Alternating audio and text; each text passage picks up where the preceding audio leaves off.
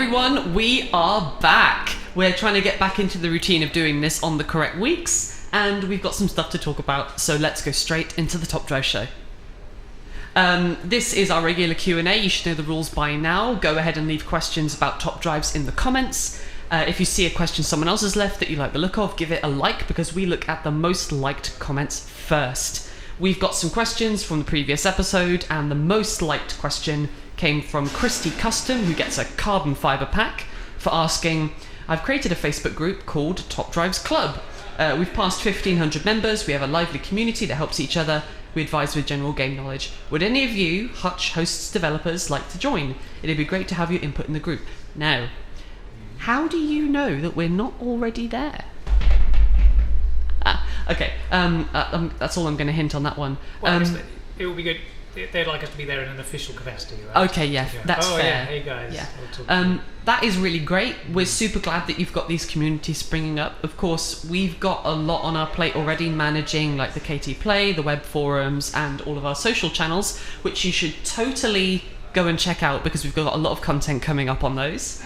But yeah, like absolutely, it's great that everyone is getting involved with that stuff, and thank you, Christy Custom, for bringing it to the Top Drive Show's attention. Yeah. You've got yourself a carbon fiber pack. We're going to review this actually next week. Yeah. We're going to have this chat. We're going to go, hey, who should go to a place? Yeah.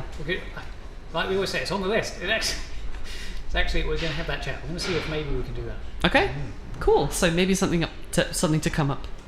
Next question comes from Pedro Borges, who asks, could the prize board have a very tiny chance of dropping a super rare once in a while? That would make the board more exciting instead of being something that you don't pay attention to. Yeah, that's funny, right? Because I haven't heard that question in like a year and a half. Because I remember at the beginning it came up a lot. Yeah. It's nice that we were still thinking of that. Especially, you remember the campaign that had all sorts of exciting cars in it, and then you clear those prize boards and they never come back. Right. I mean, I can see what you mean. Statistically, you'll be like, oh, that would be nice if occasionally I got one. There's a weird thing going on where you are getting cash and some gold all the time, and then you use those to buy packs, and then you get a super rare car that way. Yep. So there sort of are, in a way, super rares there. And then the most problematic part of doing this, though, is that there's a little thing at the bottom that says the manufacturer of the cars that are still out there on the prize board, and the colour of the word is the rarity. And so you would see like, oh, there's a super rare Chevrolet out here somewhere, right? And then like imagine you've just got a new prize board and there's 3 minutes of the event left, and you're like, there's a super rare out there, I've got to clear this prize board right now. I think that would actually be more annoying than occasionally getting it, versus just you get the money and you buy the packs. That idea of freaking out and going, I've got to turn them over, I mean, I guess we'd sell more tickets, but I don't know if people would overall be more happy, so I'm a bit hesitant about that idea. Okay. Alright, thank you, Pedro. The next question comes from Andrew, who asks, what are your intentions about balancing? I'm playing this game for more than a year. Unfortunately, I've not been lucky enough to win packs, legendary or epic cars, which is a must-have, to win those cars. At the moment, it seems like the rich are getting richer and the poor are getting poorer. Do we have any ideas on how to change that? Wow. I mean, I'd kind of be interested to look at your user profile, because that sounds, I don't know, spectacularly unlucky, or you're not as active, I guess. Because if you are active, right, you can make that 1,500 gold a week. It's a bit easier now than it used to be if you check in on clubs all the time. That's a regular income. And then, you might have to do a bit of farming, a bit of smurfing, but you can pick that up, and that's enough for a carbon fibre. Carbon fibre 1 in 5 as an epic. So if you did that every week for a year, you'd open 52, and not getting any of those 1 in 5 epics out of that whole year would be crazy unlucky. And meanwhile, all that time you should be opening ceramics. Ceramics don't drop epics and legendaries with a very high rate, but more drilling. Yeah, you're welcome. I don't know, it's still not that hard to open 2 a day. I think that's about what I do with a fair amount of farming, and I'm still not doing it to the max. And that should end up, so I think you've been very unlucky. I mean, in terms of balance, there is a weird thing where like you have a competition and you're like, well, the winners should get better prizes than the losers, and then it's like, oh, the rich are getting richer. It's like, well, we can't have a competition where the losers get the biggest prizes. That would make sense, and then it would be losing matches. Fundamentally, it's a bit odd. So I think though it is. I don't know. I guess farming and being active in clubs is your best bet. Is just getting as much as you can all the time to open more packs. It should work. You should get lucky at the end. And just the daily reward has packs. You should be getting an epic out of that at least in a year, I would think. So, yeah, that's how it's supposed to work. Okay. Be active. Cool. All right. Next question comes from Crocia, who asks, will we ever see third chances for prize cars? I missed out being tantalisingly close to the Porsche last time. Really love to get it. Also, why is there so little information known about it until the event itself? There's not much time for preparation. Right. Okay. Well, yeah. I mean, so a couple of things there. Third time. All right. So some things have come up twice. Has anything come up 3 times? I feel no.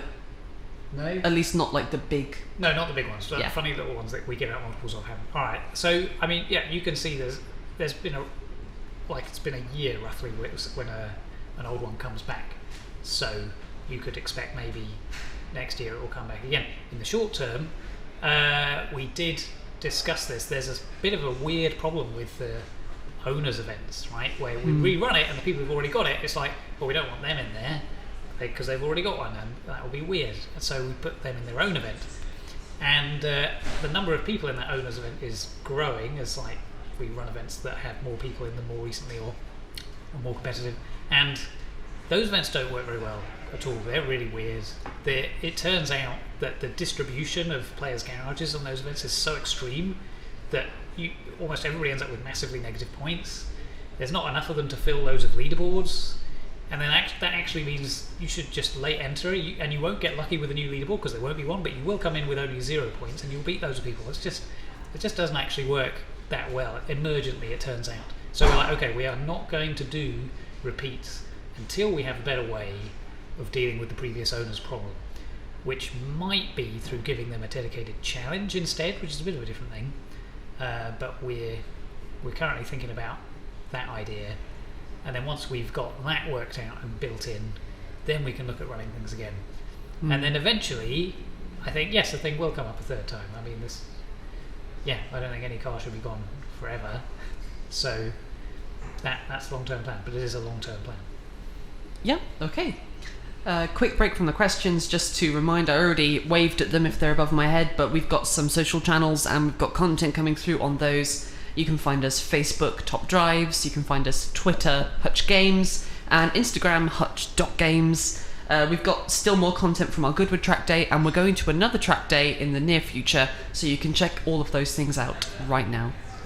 Back to our regular questions. Next question comes from Arnas. Although I've seen this comment in a lot of places. Oh yes. Like on the forums and in the comment sections of other YouTube videos. Don't really understand it. Could you change the update name German Renaissance to German Engineering? No. Well. So we had a question in previous weeks, right? Like they've seen the pattern. Yeah. Like, oh, are we going to have another Renaissance somewhere else? Like, if you're particularly worried about why we've called it that, like, go to the Wikipedia page for German Renaissance. It does exist. Yeah. It's not as if the Renaissance was only in one place. We like the name. I know that it seems like not necessarily the most obvious association to make, but that's the name of the update. It makes a sort of continuity theme thing, French, German. Yeah. Would there be something else? Because we've done the same kind of thing with that update as we did with the French one. And I think there's also something quite good in these tags being something a bit more abstract, because I do think if it was German Engineering, I suspect there'd be a lot of new players coming in going, why is this car German Engineering? This car's not, but it's German. That doesn't make any sense. Whereas German Renaissance clearly is like, oh, something a bit different is going on there. You sort of can read that that's a different kind of category. Yeah. So, yeah, I mean, we debated a lot of different names, but it's Renaissance. Yeah, and it's too late now. Yeah. Okay, next question. Winning a carbon fibre pack comes from Vincent Top Drives, who asks, thank you for the t-shirt. That's right. Speaking of the t-shirts, last episode we gave out t-shirts, and absolutely fantastic response from all of you. We're sending them out at the moment as we record this, and those t-shirts are going out to, I think, 9 different countries, which is pretty remarkable. We took a poll on one of our social channels basically saying, you know, like, which prizes do you prefer? And it turns out, actually, most of our players would rather get a carbon fibre pack. So in future, if we do a t-shirt giveaway, we'll make sure that the t-shirt comes in addition to a carbon fiber pack, so that you get the best of both worlds and don't miss out. But yeah, so the actual question is, do you have a project to create a Top Drives 2 with a new campaign, new tracks and new design? Right, so we've talked about this. Yeah. You ready for Top Drives 2? Just throw everything you've got away to do it all again?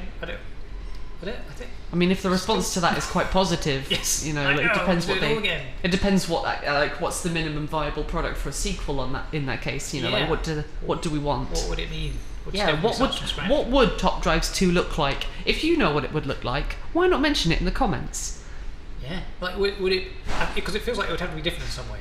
Yeah, like you couldn't just do it again, right? You change gears in this one, or brake, or something. You do it like, is it that, or is that like, no? What are you talking about? That's not Top Drives at all. Then what is it? Yeah. No, currently there doesn't seem to be a very good reason for there to be a Top Drives 2. There's not a like, obviously it should be like this. Forget all that. Start again. Do it like that. So, yeah, no, not imminently. Okay. But thank you, Vincent. You get a carbon fiber pack. Also getting a carbon fiber pack is Michael Cornell, who asks, is there a chance that we could purchase the t-shirts instead of having to win one? Would love to buy one as well. So we have thought about this. We've got the t-shirts. We obviously know how to get mugs with our logos printed on them. And there is a system within YouTube. They've got a partnership that we could use to sell merch. It's in the pipeline of things to think about. We'll see. We don't not want to. We obviously think it would be kind of fun. Right, then the last question for today comes from Dale RPC, who says, hi John, Tim and Josie. John's not here, but sorry. The show is getting better each episode. Great work. With the rare exception of clubs, sorry. The Full Throttle team is usually decimated by Legacy and Midnight, with about 12 hours to run on the current season. So it's this is an old comment, but it says it's Legacy 44, Midnight 33, and Full Throttle 7. So, have you given any consideration to club balancing and how that might work? It must be wonderful for the dominant teams, but there's not much motivation for Full Throttle players to put up a fight when we keep getting obliterated. Okay, so club balancing. That's right. We are doing some subtle behind-the-scenes balancing to things. There was a period where, it was almost all Legacy and Midnight, and then we did do a bit of balancing, just checking the history here, and Full Throttle did have a good run actually back in... We need to get closer to the mic while we've got this. Oh no, drilling! Yep. Full Throttle did have a bit of a good run quite recently, but yeah, they have fallen back. So we should probably see if we can get the drills out and re-engineer that a little bit. Yeah, no, I think you're right. I think that might need a little bit of help. There's a bit of a weird thing. It's like the best club wins, unless they win too often, and then we'll do something to fix it. Yeah, but we've got our eye on the data all the time. So that kind of thing, we're keeping vigilant on it, and we do, as Tim said, we do make changes behind the scenes if we notice particularly broken things. I mean, I do think that I don't know, it feels to me like between Legacy and Midnight there are, a few players can make a big difference, especially if you get the new territory when an event ends and then you can quickly start the new one further ahead. If you can get that in, that's how you actually progress territory, and that just requires a few players to really be on it, pushing that forward every time they can. It does seem like Legacy and Midnight have more players doing that. You see that, especially when a big sweep happens over a few hours. I think there must be some people really on it for those teams pushing it ahead. So you're gonna have to beat those. And it's quite hard to coordinate. We did think that some sort of Discord groups could form up, and it could be like, this event's gonna end in 5 minutes. Somebody get in there and start the next event. I can't because I'm in this one. And some coordination would happen. But it's so amorphous. It's such a huge number of players. It's quite hard to wrangle them together. So. Yeah, alright, we'll see what we can do. Okay, cool. Alright, so that is it for the questions, and now we're going to go on to other kinds of in-game news. Now, our little bit of in-game news for this time around is that we have got a prize car. And I'm going to talk a little bit about it now. We are, aren't we? Yeah. So, it's the 1996 Dodge Viper GTS-R, which is a successful racing variant of an iconic American performance car. Got it down in my notes here that they made 57 of them, and that it's won races in series all over the world. Absolutely fantastic car. Anybody who was playing console racing games in the previous decade might remember it. It's got stunning handling in top drives, loads and loads of power, and a very good mid-range acceleration. Also worth noting that it's using slick tyres, and it doesn't have any driver age, so no traction control and no ABS, so you're going to need to watch out where you use it. I've got I've got a demo here that I'm going to go through right now. It's running up against a Corvette ZR1 on the fast circuit. Oh yeah, ZR1. Yeah, it's a good, which is in itself a really nice car. So you can see the ZR1 getting quicker off the line there. But in the corners, the GTS-R with all of its trick suspension and racing components making back loads of time. So you can see in the corners there, it's pulling away, and by the time that we get to the end, it's a relatively comfortable victory. So yeah, that's pretty cool. It's got those really, really good racing attributes that are going to make it excellent for things like this. Yeah, and for those of you out there interested in your US garage or your American Dream garage, the question always for these cars is like, yes, but does it beat a Hellcat in a drag? Now, stock for stock, it does, kind of obviously.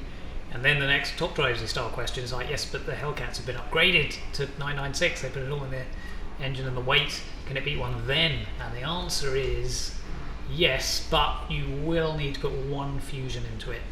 You get up to a 633, put that fusion in the engine. Probably the weight as well, didn't check. Wow. But then you will be able to beat those Hellcats on a mile. Okay. And then you can keep upgrading it from there, it'll be even better. Yeah, so definitely worth having around in your garage, and yeah, good luck. Do we have anything else that we need to talk about for this episode? I think that's it. Yeah. For this time. Okay, so that's it for now, and of course, you know what to do. Go ahead and leave your comments, and yeah, thanks very much for coming along and watching. Thanks for playing Top Drives. This has been the Top Drive Show.